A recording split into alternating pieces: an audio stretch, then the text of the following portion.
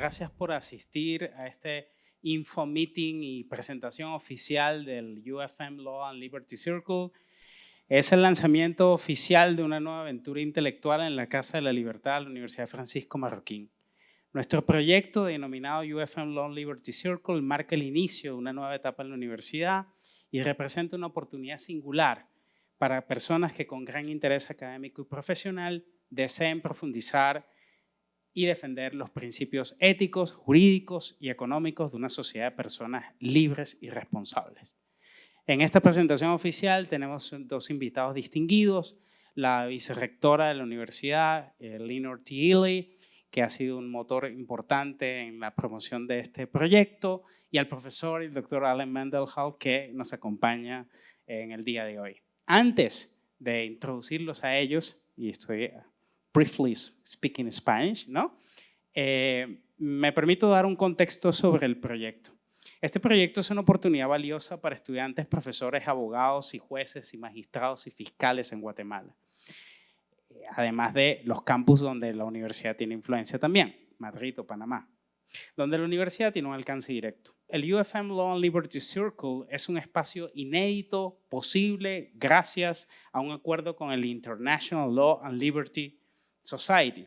La ILLS es una red multinacional de grupos no partidistas formada por abogados, estudiantes de Derecho, profesores de Derecho y jueces, que fue creada recientemente, inspirada y en solidaridad con the Libertad Society for Law and Public Policy Studies.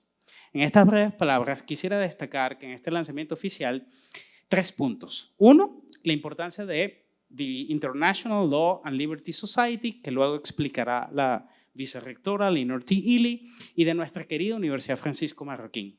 2, el agradecimiento a the International Law and Liberty Society, y 3, a the Libertad Society for Law and Public Policy Studies.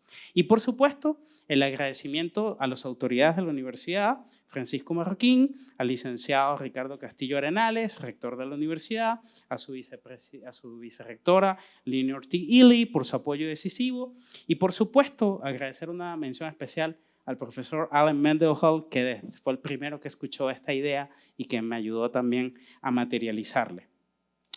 Lo mismo, evidentemente, haré con Jim Kelly, del cual hablaré más adelante. Alan Mendelhall, que nos hablará más adelante, es, además de miembro de Libertad Society, es además Associate Dean y Grady Rosier Professor en el Sorrell College of Business y director ejecutivo del Manuel Johnson Center for Political Economy. Y además fue quien escuchó mi primer acercamiento a esta idea en Las Vegas. Y gracias a ti, Alan, por todo tu apoyo a la universidad. Conforme a mi primer punto, destaco que el UFM Law Liberty Circle es el primer círculo en América Española que colabora estrechamente con the International Law and Liberty Society, una organización recientemente creada e inspirada por the Libertad Society. Para quienes desconocen la trayectoria de the Libertad Society, en adelante FEDSOC, que es como se conoce en los ambientes más populares, debo señalar que es una organización de gran relieve e importancia en los Estados Unidos en el ámbito jurídico.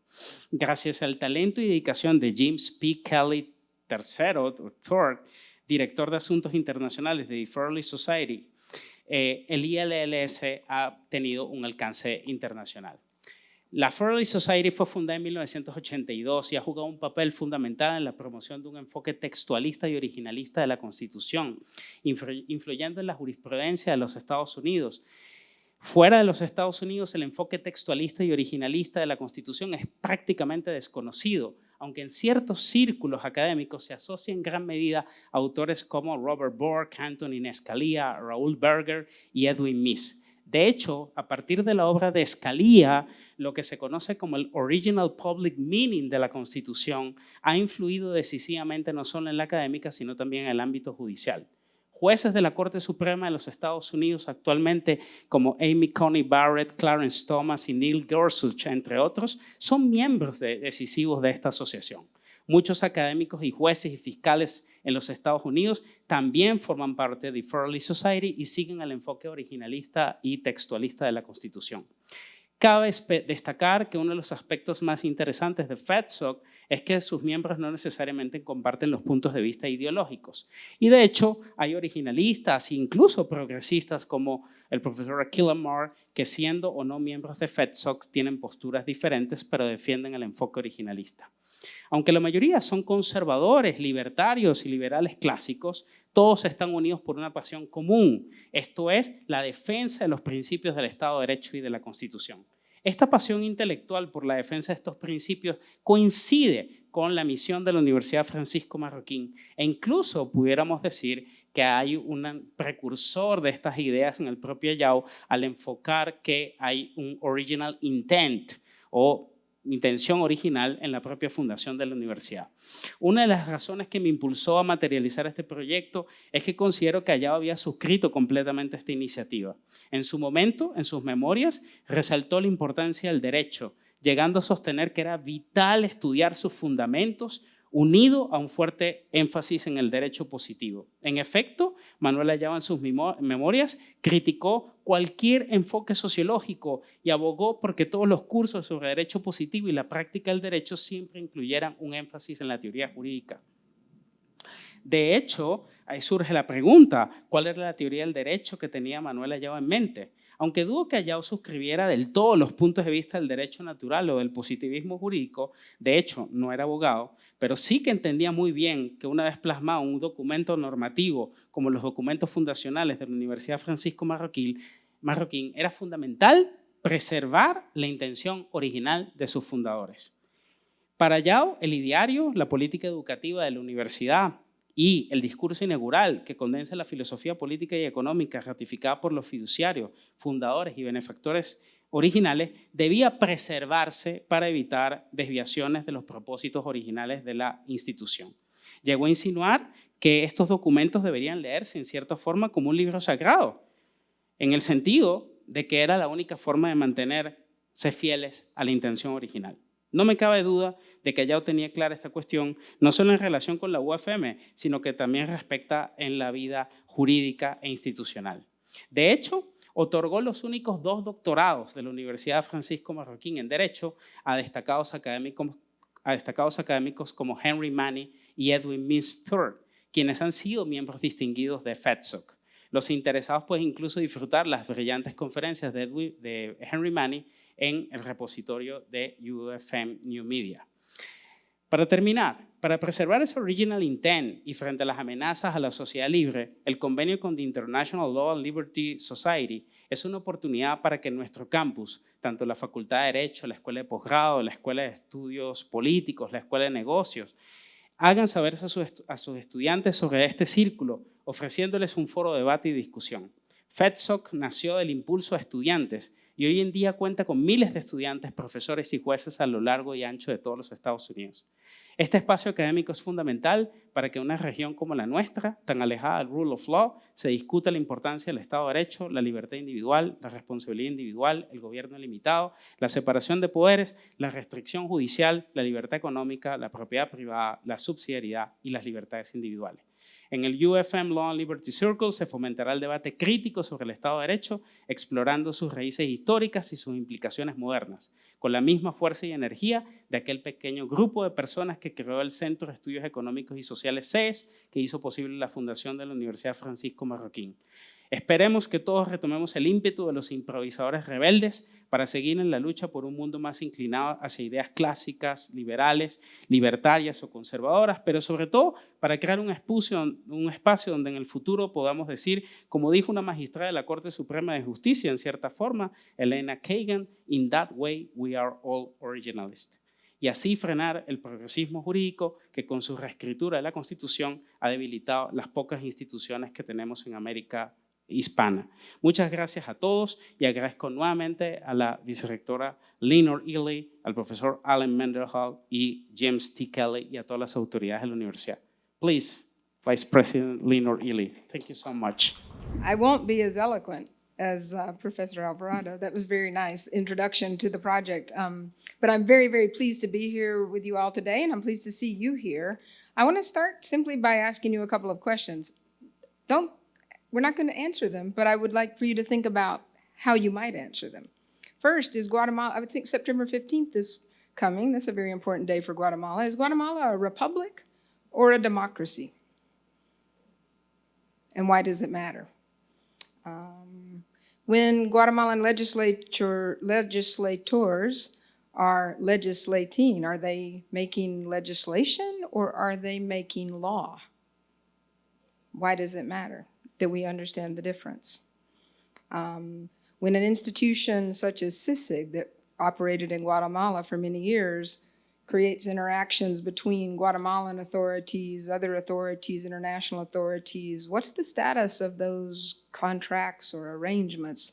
How is law operationalized in those instances? And is it the same thing as creating justice? So what's the difference between law and justice?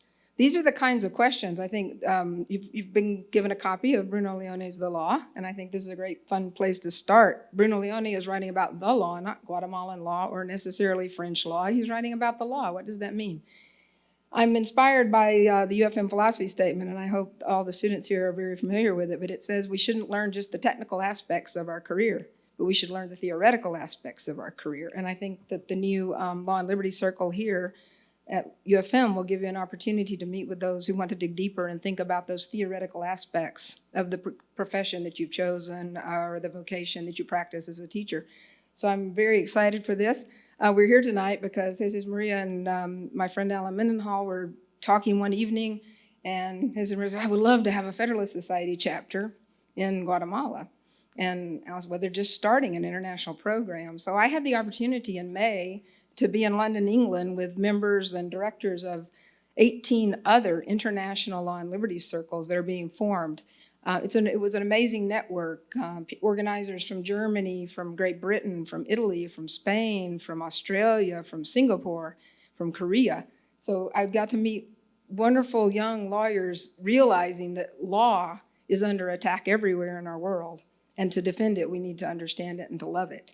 And so it was a really fun experience to get to be there, to see, and then to come back and work with Dr. Alvarado to bring this opportunity to you, to Guatemala, and to let you know that Guatemala is the first Law and Liberty Circle in Latin America. And so the people who start this circle will also be thinking about setting a precedent for other Latin American, Ibero-American programs to think about these questions, which I think are very important. So I'd like to take a moment and introduce Dr. Mendenhall. Dr. Mendenhall is the associate professor of the dean of the business school at Troy University, but he's beyond that an attorney. He was an attorney and trained as an attorney, also has a PhD in English, and he's been well practiced, but here, his claim to fame is that he has probably the most active lawyers chapter of the Federalist Society in the United States. And he's here especially for this launch event to also coach us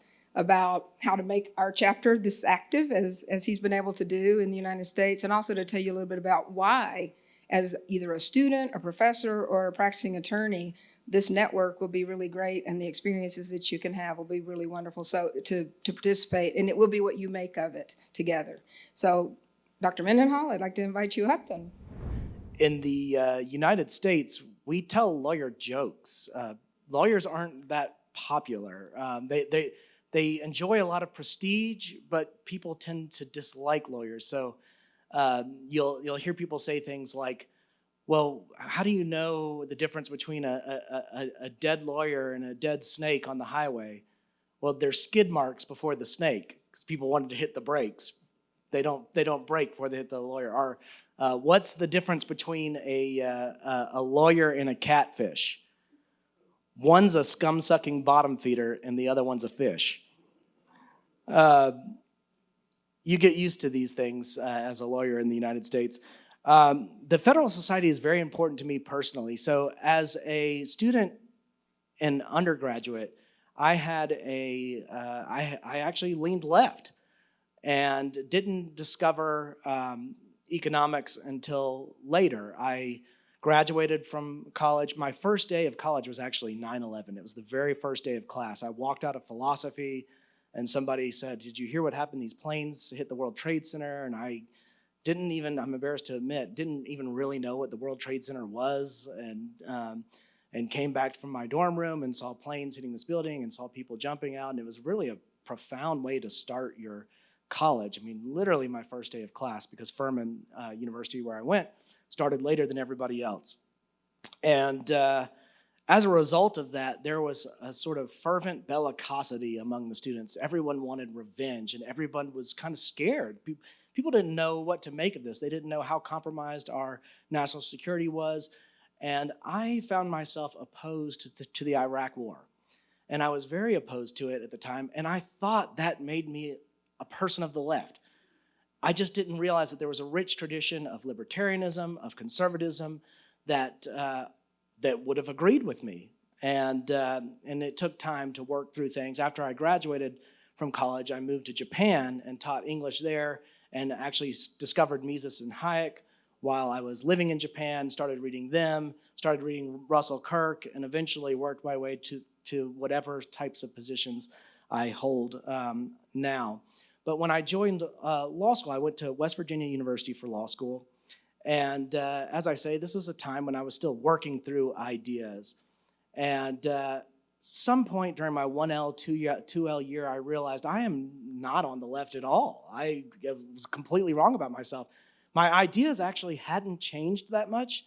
It's just that I came to understand that what I believed about certain things wasn't actually a leftist position at all. And as I discovered economics, I started to think in a new way about a new field to me at least, in which I had no training, and that was very eye-opening. And the opportunity arose to start a Federal Society chapter at that law school, which at the time did not have a law school chapter. And I had two friends. Their names were Dan Casto and Matt Clark. And the Federal Society reached out to one of the three of us, maybe all three of us, I don't remember, the details are hazy because it's been a while, about starting this chapter. And we decided to do it. So we founded a chapter there, and we brought together new students, and we started inviting speakers. And that's how the chapter at West Virginia University College of Law started. Then I went on and I did more school, and I practiced law in Atlanta. And I was practicing law in Atlanta and trying to get my PhD at the same time. And for those of you who've practiced law, you know that billing hours and writing dissertation are not compatible activities. There's just not enough time to bill hours, keep your clients happy, and write a dissertation. And I had an opportunity to move to Alabama to be a staff attorney for the Chief Justice of the Alabama Supreme Court. So I jumped on that opportunity. I was getting my PhD at Auburn University, which is in Alabama. And so I was able to live in Auburn, very close to my dissertation committee, but also close to my job. And it was a wonderful arrangement. I finished my PhD during that time. But I learned shortly into the job that the Montgomery chapter had died out. So Montgomery, Alabama is the capital of the state, and it had enjoyed a robust chapter for a long time. The Attorney General, Bill Pryor, who had been nominated to federal court, he's now still an 11th Circuit judge. He's one of the feeder judges, a judge that sends his clerks up to the Supreme Court. So many people who clerk for Pryor go on to clerk for Justice Thomas, for instance. Well, when he was Attorney General, this chapter was robust, it was active, but it had since fallen away when Judge Pryor sat on the bench. He moved to Birmingham. One of his successors left to go work for the Heritage Foundation, and then somebody else took over after him and basically held no events after that. And so the chapter died out, and I said, well, I've done this once. Why can't I do this again? So in June 2013, I founded our Federal Society chapter in Montgomery, and we have had monthly luncheons ever since then. And what I like about these is that, Edmund Burke talks about little platoons, and Alexis de Tocqueville, having visited the United States in the 19th century, observed the mediating institutions, the small associations, the civic life that really defined the American experience. And there's not a lot of that left in the United States. We sort of live in this managerial, bureaucratic state. The administrative agencies have their tentacles in everything. And as a result, civic life has been on the decline. But there are exceptions, and I think our Federal Society chapter is one such exception. We get together, as I say, every month. This month we're doing a dinner on the 24th, and we're having a panel. We're having 2 medical doctors participate with a foster care worker and a law professor to talk about an issue of in vitro fertilization, which is hot on the election trail right now, and it's a big issue in Alabama because there was an Alabama Supreme Court decision that was handed down about a year ago that was fairly controversial. So it's an important topic. And what ought we to be doing when we have important topics facing us in our civil discourse? We should be talking about them, and we should be bringing together the experts to really inform us about those issues. And that's why we're having medical doctors come in to give us a medical perspective. This is somewhat unusual for us. We haven't quite done that. We've had non-attorneys come in. For example, we've had historians come in and talk about the Second Amendment and things like that. But this is our first sort of medical meeting, so that will be exciting. The other thing that's interesting about the Federal Society, and Jesus Maria, you did a great introduction. You probably said some of the things that I was planning to say, but the Federal Society was founded in 1982, primarily at Ivy League institutions for students. But now it has lawyers chapters. I think there are over 70,000 lawyers who are members in the United States of the Federal Society. And then another 20,000 between faculty and students and sort of other members who are non-lawyers who still join the Federal Society, because the Federal Society won't turn away your money. If you want to join it and you're not a lawyer, guess what? They'll let you do it. They'll take your check. But the Federal Society's motto is that the state exists to preserve freedom, the separation of government powers is central to our Constitution, and that it is emphatically the province and duty of the judiciary to say what the law is, not what it should be. So in the 1980s, textualism and originalism were just nascent theories. They were just starting up. And they were a big reaction to the Warren Court from the 1960s. And people thought, oh, these Supreme Court justices are activist judges. They're making law. And as a response, some scholars and judges carved out new ideas, and they were not fully formed. So in the early ages, you would hear people talk about original intent, originalism. Well, what was the problem about original intent, originalism? Well, a legislature consists of numerous people with multiple perspectives who are voting for several reasons. And so it's a fiction to suggest that a legislative body could have some sort of single intent. A legislature does not have an intent. So to get around this problem, scholars started thinking, well, we really need to focus on original public meaning. And the reason why this is important is because it is to preserve democracy. Because we want to know when our legislature is passing a law, that law will in fact be respected and observed 5 years, 10 years, 20 years, 25 years down the road. That's the point of the legislative process. But if we think that judges can come in and correct the law as they see fit rather than striking it down, or add to the law, or even promulgate law, then judges are exercising the legislative function, but they don't have the same accountability as the legislative branch, as the people who are voted in. They can't be voted out. There are mechanisms in American law for removing judges, impeachment, and there are state court judges. For example, in Alabama, our judges are elected, so you can vote them out. But judges aren't supposed to be exercising the legislative function. They're not supposed to be making law. That's actually anti-democratic. And so this theory of textualism, this theory of originalism, which holds that the original public meaning is what the law is, gained traction as a democratic theory.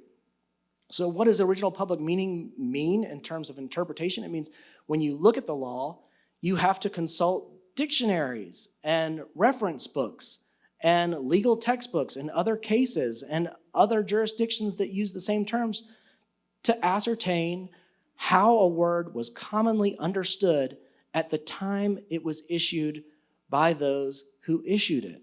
because words do evolve over time. So a word may have a particular context in 1792, and its meaning may mean something different in 1982. And that's why you need the context. You need to examine the context to understand what was it this legislature was trying to accomplish at the moment that it enacted this particular law. When the Federal Society first started, the first 20 years probably, it was something of a liability for people to be considered conservative or libertarian. And faculty would say, okay, you can join this thing called the Federal Society, just don't put it on your resume because that you might not get hired. And now, in a Republican administration at least, if you want to be nominated to a federal judgeship, it's almost a prerequisite. If you have not been a member of the Federal Society, or if the Federal Society tells the President of the United States when he asks, hey, this person is nominally a member of the Federal Society, but doesn't do anything. They just signed up to just have that Federal Society on their resume. And that's actually the Federal Society's problem now, is that it's so popular and so influential that it has to, within its membership, distinguish who's actually an authentic member and who's joining just to gain a career advantage, who actually believes in the principles that we teach, and who's just here to ride coattails. And that presents a different problem. Now, interestingly enough, as president of the Montgomery chapter, during the last Republican administration, I got phone calls from people in the Department of Justice and the White House because we had seats vacant in the Middle District of Alabama, and we had seats vacant in the 11th Circuit. And those questions went along the lines of, hey, this person alleges that he participated in the Federal Society. What did he do? Did he come to your meetings? Did he do this or that? And in fact, in the examples given, they all did. And actually, the person who was my vice president got nominated to the Middle District of Alabama, and roughly 6 months later, at like the age of 37 or 38, got elevated to the 11th Circuit, which is, this is a lifetime appointment. He gets this job for life, and when he retires, he gets salary for life for this position. It's a very, very important position. Another funny thing that would happen is during that time, because of my involvement in the Federal Society, the ABA, the American Bar Association, does its own evaluation of judges and how they, how qualified they are.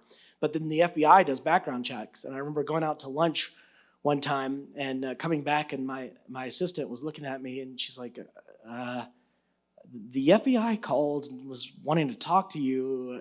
And she was like, this is kind of weird. I was like, no, don't worry. This is about vetting a judicial nominee. I'm not in trouble, don't worry. But the Federal Society does no lobbying. It takes no positions. And in fact, it's famous for inviting people from diverse perspectives on panels. So at the National Lawyers Convention, takes place every November, you'll see a panel, and it will have 3 very bright conservatives or libertarians, but it will always have an extremely bright person from the left on that panel, because that person keeps everybody honest. That person keeps it from being an echo chamber. That person keeps everybody thinking more rigorously about the position, so that they actually have to defend their positions in public. They're not just preaching to the choir, as it were. 90% of the Federal Society's funding comes from just individuals and foundations, and then another 10% from corporations. And of the 9 U.S. Supreme Court justices in the United States, 6 were Federal Society members.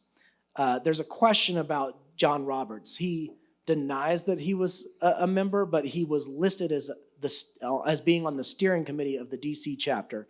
So, I think John Roberts is one of those people that tries to be as non-controversial as possible and tries to unify left and right, sometimes at the expense of principles. I realize I probably said that on recording, but I'll stand by it. But Justice Kavanaugh, Gorsuch, Thomas, Alito, Amy Coney Barrett, they were all proud members of the Federal Society. And it's about building interlocking networks. In our chapter, which is in Montgomery, the state capital, we have a lot of government attorneys. We have a lot of people from the Attorney General's office. We meet in the Alabama Supreme Court. We used to meet in the Capital City Club, which was at the top of a building, but that place actually closed. So now we meet in the Alabama Supreme Court. So we get a lot of the justices and their staff, a lot of judges. The Birmingham chapter is much different. It's a sort of a financial hub. It's a big metropolis. Their meetings consist of mostly private practitioners and people at law firms. Huntsville is a little different. It's a mix. Huntsville is almost a federal satellite. It's where all these NASA buildings are, and they've got all this space stuff and engineering. And so you get an interesting mix of federal attorneys and private practitioners. And I actually spoke to the Huntsville chapter earlier this year, and there were several judges there as well. What these informal networks do is enable the sort of informal cultivation of strategies, because you all sit around a table with people and you start thinking about, well, what are we going to do about this problem? How are we going to address that problem? And people talk, and people come up with ideas, and they may not solve the problem over their cheesecake, but they get the conversation started, and they say, you know what, let's connect on this later. I really like that idea. And the Federal Society chapter tends to have really the smartest attorneys. I mean, basically, all the Ivy League educated attorneys in Montgomery are Federal Society members. There are a few Ivy League JDs who are on the left that are in Montgomery, but not very many. And they all tend to gravitate toward the Federal Society because of the high level of discourse. It's about cultivating ideas and thought and about the philosophy of law. Very few places do you get judges together talking about things like the rule of law and natural law and what these mean on an everyday basis for their job. As Jesus Maria mentioned, during Allegra Kagan's confirmation hearing in 2010, she was quoted as saying, now basically we're all originalists. Ketanji Brown Jackson in 2022 professed to be an originalist. These are judges, now justices, on the left who are adopting what was crafted to be a distinctly conservative jurisprudence.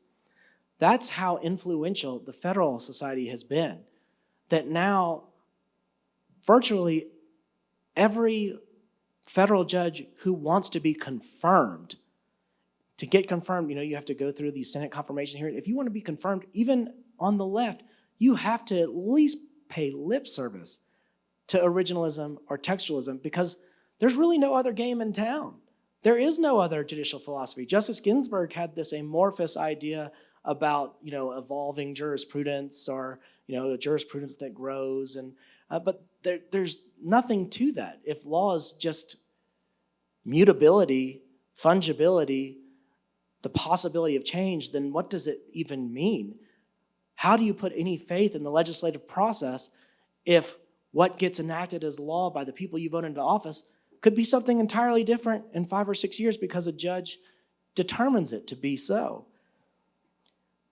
I'm excited about this chapter of the Federal Society in particular, and these international iterations or versions or variations of the Federal Society are called Law and Liberty chapters. But I'm excited about this one in particular because of UFM. UFM is such a special place with such a unique history. I have one of my former students and graduate assistants sitting here who's a graduate of UFM. My current graduate assistant right now back in the United States is a UFM graduate. I have a great affection for this place. It's such a unique place. It's a beautiful place. It's a profoundly inspiring place. I was telling Jesus Maria earlier, you probably get used to coming here every day and going to work, and it's a job. But for me, it's like magical to walk into this campus and be struck by the beauty of it and to see all the students, the hustle bustle, the activity. We went through the library and there were students studying all over the place, even though class was out. That's really a profound thing to observe. There are chapters in London, Oxford, Paris, Madrid, Barcelona, Munich, Budapest, Warsaw, Sydney, Manila, you name it. There are a lot of them out there. But none of them have an anchor like UFM. Oxford certainly isn't UFM. There's a Madrid campus, so maybe y'all can start claiming Madrid, claim your Madrid chapter there. But, there's nothing quite like UFM to be the anchor for this chapter. And you have a law school, and there's such an opportunity both in the academic setting, but also in society writ large through these spaces, because I've seen what the Federal Society is capable of doing, and it doesn't even have to be the Federal Society itself. It can be just the purposeful gathering of people. That's how UFM got started. It's exactly how UFM got started. And how awesome would it be if UFM could create something in the legal space that could influence the culture and society and politics here the way the Federal Society has in the United States. I just think that would be amazing, and I can think of no better place than UFM for that to happen. So thank you for having me here to see the birth of something really special. I'm excited for you, I'm excited for Law and Liberty, I'm excited for the Federal Society, and I'm excited for Guatemala. Thank you.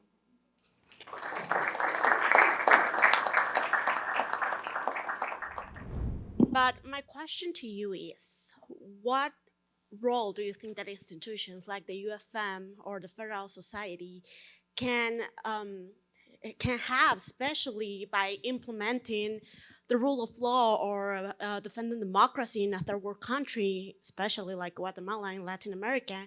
And what are the main obstacles that you believe that we might face while doing so?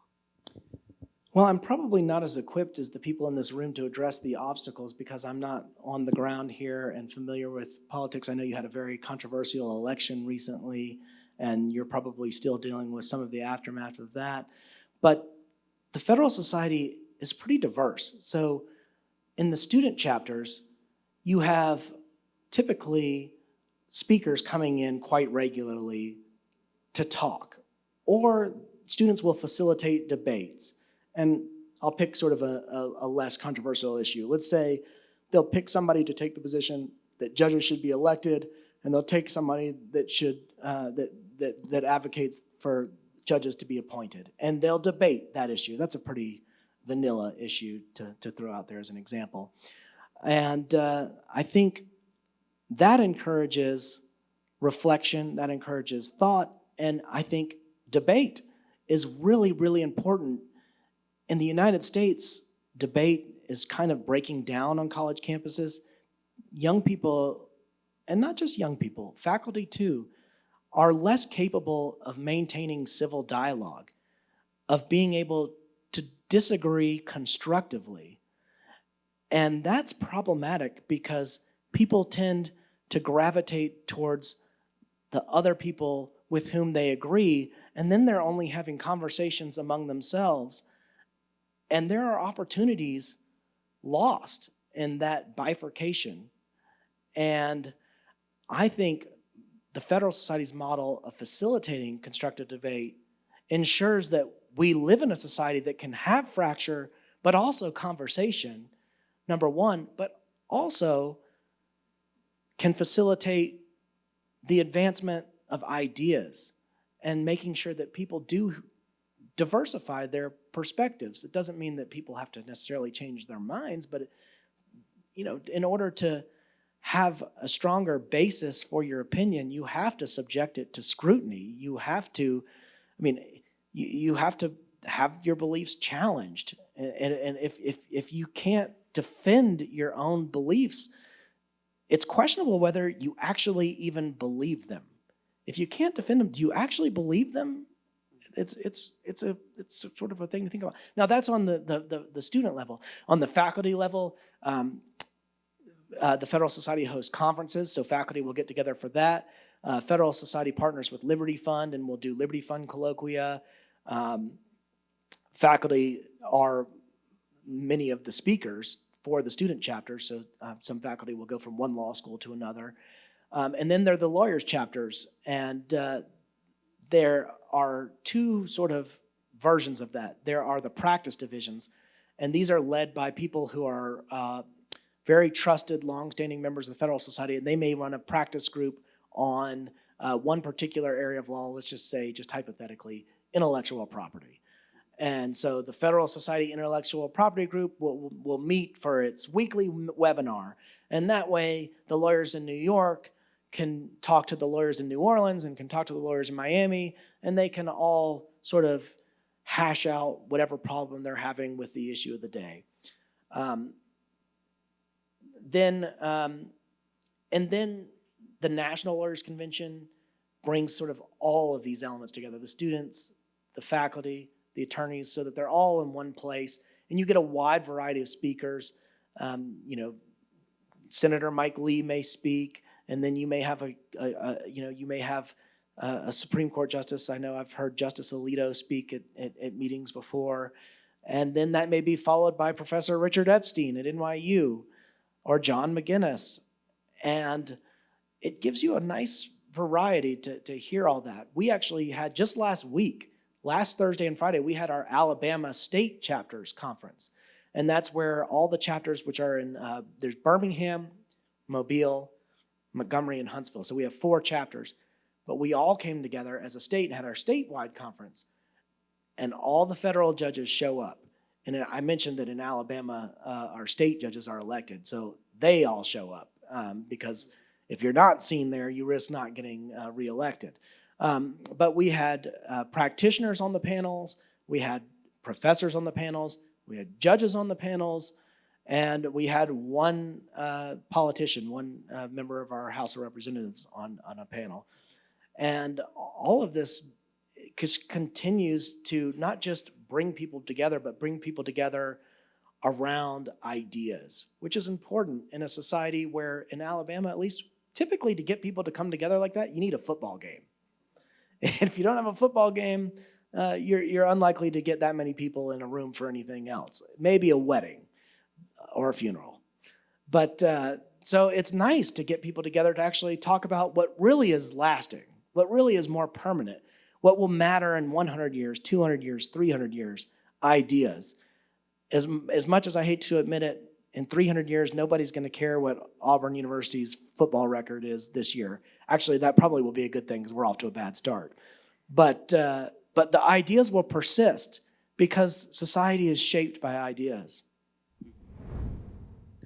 First of all, thank you very much for your speech. I'm here currently a first-year law student at UFM. And my question, basically, I agree with you that debate, speech, sharing ideas is really important. But I think that the big fear in Latin America, just in general, is the persecution of ideas, in that we see President Lula banning Twitter, former, like right now X. We see journalists speaking out on X and being exiled from the country here in Guatemala. We see a big fear of people trying to bring out new ideas that go against the political elite. We see these institutional barriers that prevent you from speaking out, trying to bring rather unpopular ideas. I think the biggest fear for private universities such as UFM into trying to enter the political sphere, political institutions, is that there is a big fear of political breakdown, hunting you down for those ideas. They will not let you speak out. So my question is, I understand that in the United States, with all the freedoms that the Constitution endows on them, that maybe speaking out freely in the United States or in Europe in general, or even in my country, Korea, is different. But in developing countries like in Guatemala, at least my fear is that there are possible repercussions that may live on us living in Guatemala for ideas that may or may not be correct. I have no clear judgment on what those ideas may be, for better or worse, good for the country. But I think it's that inherent fear of political repercussion, given the history of Latin America in general, being kicked out, being beaten down on newspapers nationwide. I think that bigger fear is what prevents academics, possible people who can bring positive change to this country, that prevents this type of discourse, prevents this type of interconnectivity that might change, hopefully, the entire region for good. How would you deal with this? Well, thank you for that perspective. That's very profound. I guess I'll say a couple things. The first is that debate is particularly important for a federal society meeting, because when you have different perspectives clashing, nobody can accuse you of having taken a particular position with a meeting. No one can say this meeting was set up to advance this particular agenda. And let people determine for themselves which position they think was better argued. The second thing I'll say is, I guess, a little more stark, which is that I think we all as human beings have an obligation to tell the truth and to say what we believe in. And that sometimes can come at great risk. And unfortunately, not everybody lives in a society that's as free as another society. And so we always have to navigate the landscape in which we live. People have to be prudent, and they have to choose their words carefully. But it's really up to every individual to make a decision for himself or herself what type of person he or she wants to be. When you live your life, which is a very short life, we don't live very long. You know, the time on earth is pretty brief.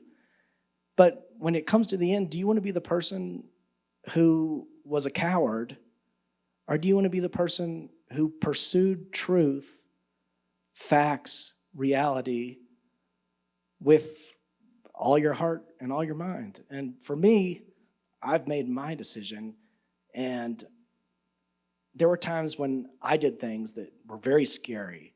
I launched, at the time, I launched something and I branded it as an anti-woke business program. And it was scary. No universities had done anything like this. And I thought, well, here goes. Wonder how long till I get fired. And I was expecting massive blowback. But instead, people came out of the woodwork. People at other universities said, hey, I could never do that at my university, but let me just tell you, like, I'm so glad you did it at yours, because I mean, it's encouraging to know that other people are willing to do that. Then I started hearing from CEOs and business leaders and attorneys. And before I knew it, I realized, you know what? There are a lot of people who are scared.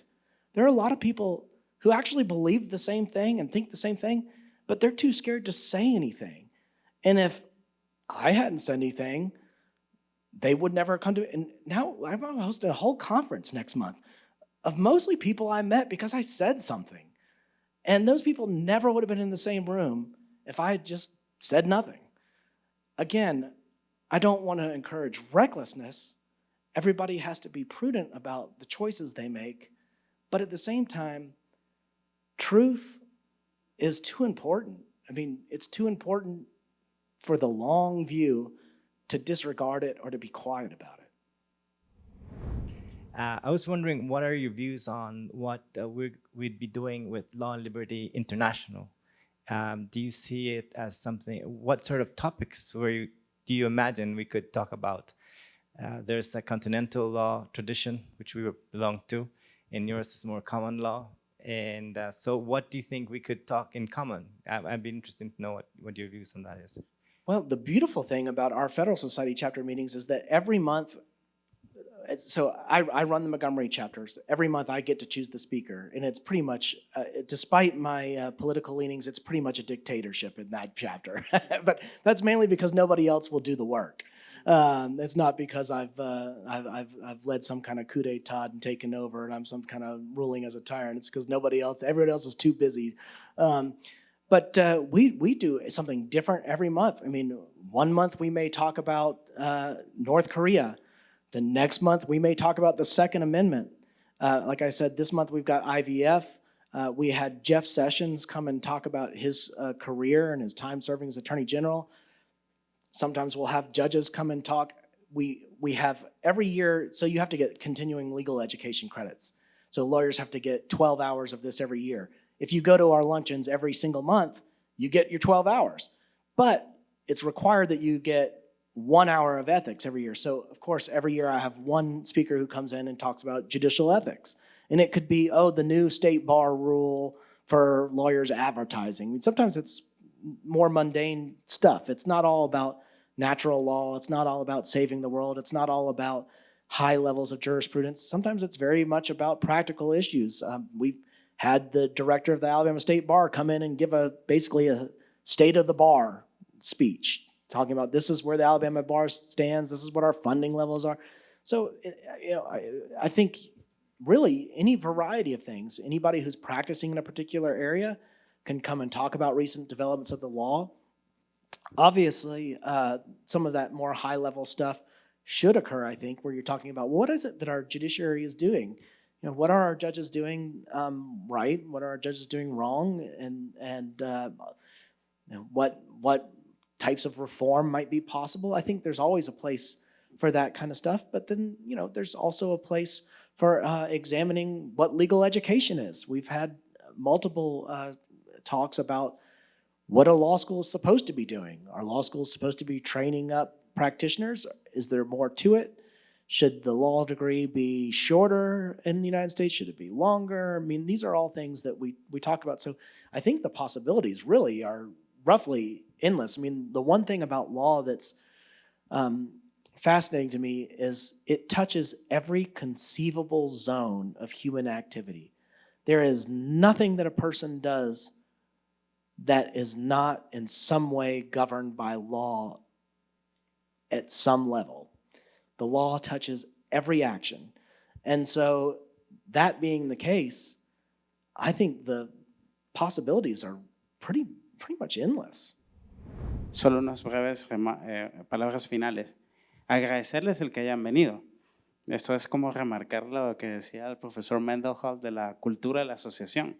No hay nada obligado y mucha gente nos va a ver y se va a interesar en el programa. Vamos a tener una landing page donde vamos a exponer un poco en qué consiste el programa y además pueden registrarse, pedir información y afiliarse. Para el programa creo que también es necesaria la energía, your energy. El profesor Mendenhall hoy viajó de Alabama y está aquí con nosotros, almorzamos y ya vieron cómo está, como que si se acaba de levantar. Entonces necesitamos esa energía para poder seguir discutiendo. Y la cuarta cosa es un poco recordar lo que habíamos hablado en la presentación. Es básicamente un programa que, como han dicho la vicerrectora y el profesor Mendenhall, lo que pretende ser como una especie de club de discusión en el que la gente interesada pueda discutir sobre un tema que quizás, como algunos han expuesto, es parte del declive un poco de la América Latina, la situación del derecho, del Estado de Derecho, de la debilidad institucional y todo ello conforme a lo que es el ideario básico de la universidad, que es eso, difundir los principios éticos, jurídicos y económicos de una sociedad de personas libres y responsables. El ILLS se llama así, entre otras cosas, por el problema a partir de una pregunta, es Fairly Society no pega fuera de Estados Unidos, no todos los países son federalistas. Entonces cada capítulo, y especialmente el de la UFM, que está básicamente ligado a nuestros estatutos, lo que pretende es eso, un espacio pequeño de discusión sobre la cultura del rule of law y sus principios. Así que muchísimas gracias. Thank you so much for your participation and thank you so much for the Vice President Lina Reilly and good afternoon. Thank you.